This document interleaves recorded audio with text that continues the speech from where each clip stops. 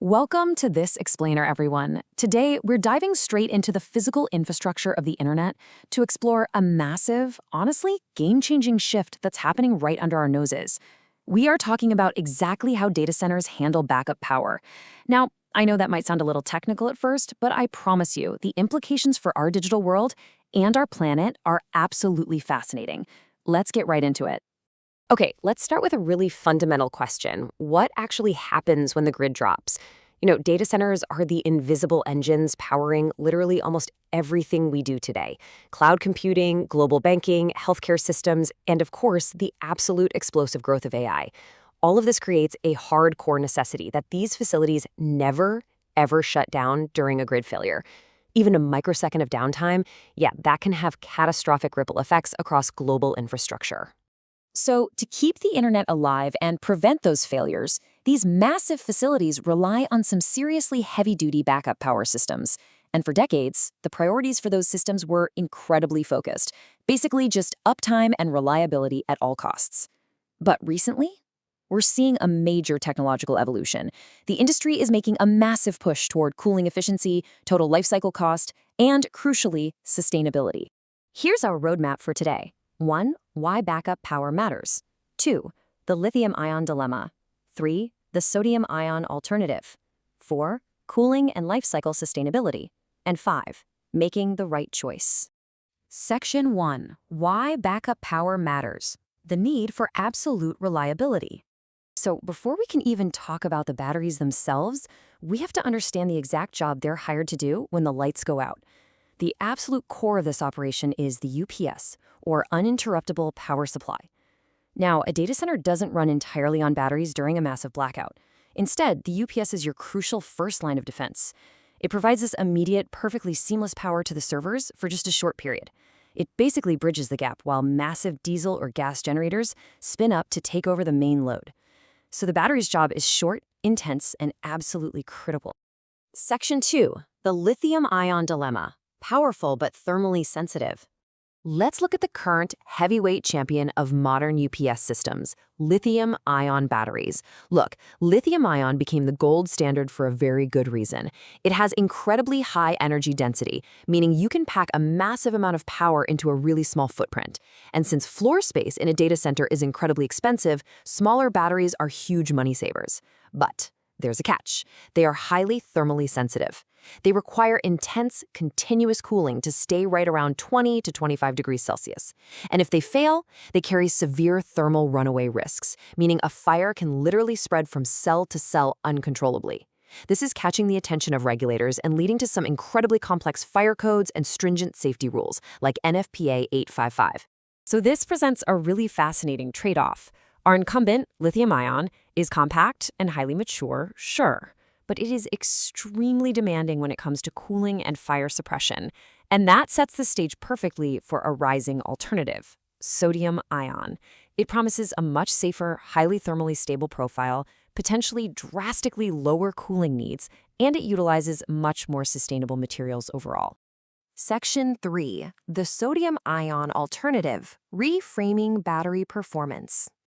Let's dig deeper into this new contender and see why it's gaining so much traction, especially considering it completely avoids highly constrained critical minerals like lithium, cobalt, or nickel. But first, let's look at a number: 150 to 160. That's roughly the amount of watt-hours per kilogram that a sodium-ion battery generally stores. Now, compared to lithium-ion, that sounds like a huge downgrade, right? If you put that in an electric car, low energy density means a super heavy vehicle and way less driving range. But here is the crucial revelation. A data center battery is completely stationary. It absolutely does not need to drive down a highway. It doesn't need to fit comfortably inside your pocket. It literally just needs to sit safely in a massive facility and flawlessly deliver power when the grid drops.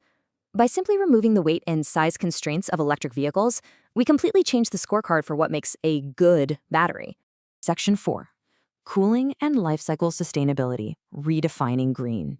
Once we stop judging these stationary batteries as if they were crammed inside an electric car, we can start evaluating them on what actually matters to a giant infrastructure facility: heat management and total life cycle sustainability. Take a look at -30 to +50 degrees Celsius. That is an absolutely incredible operating temperature range, and it's exactly where sodium ion truly shines. Vendors like Natron are boasting ranges that easily span this wide spectrum. And why does this matter so much?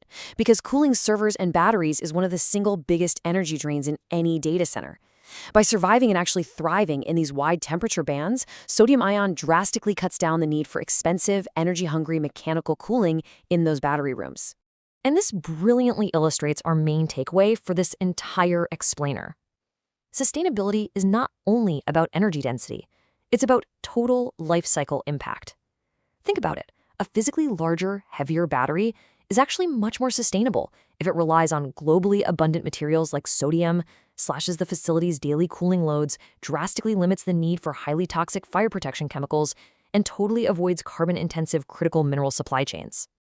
Now, hold on, we do need to be careful not to oversimplify here, which brings us to a really important caveat. The term sodium ion is just an umbrella term. It is definitely not one single battery design. Facilities teams have to rigorously evaluate specific chemistries because, actually, get this, some early sodium ion designs still utilize flammable organic electrolytes. So you can't just blindly buy something labeled sodium ion and assume it's perfectly safe. You've got to look specifically for non-flammable or aqueous approaches, and you must rigorously check for industry safety and fire certifications like UL 1973, UL 9540, and NFPA 855 before you deploy anything. Section 5. Making the right choice. A practical evaluation. So when you're building a new multi-million-dollar data center or upgrading an existing one, how do operators actually choose between the incumbent lithium-ion and the rising sodium-ion? Well, it really just comes down to mapping the battery chemistry directly to the facility's highest priorities.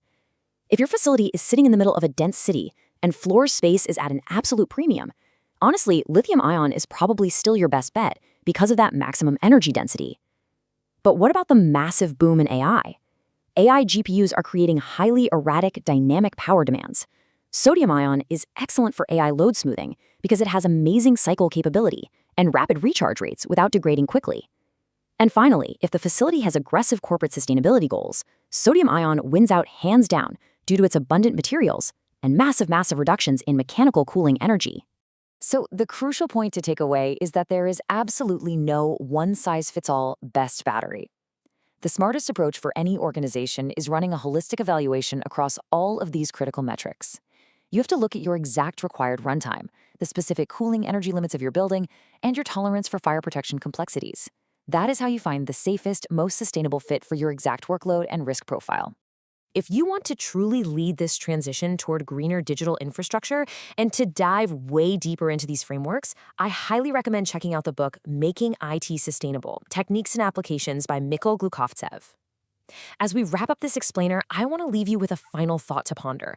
When you look at the digital services you rely on every single day, is the infrastructure behind them prioritizing raw, compact power at all costs, or are we finally ready to embrace total lifecycle resilience? Thanks so much for learning with me today, and stay curious.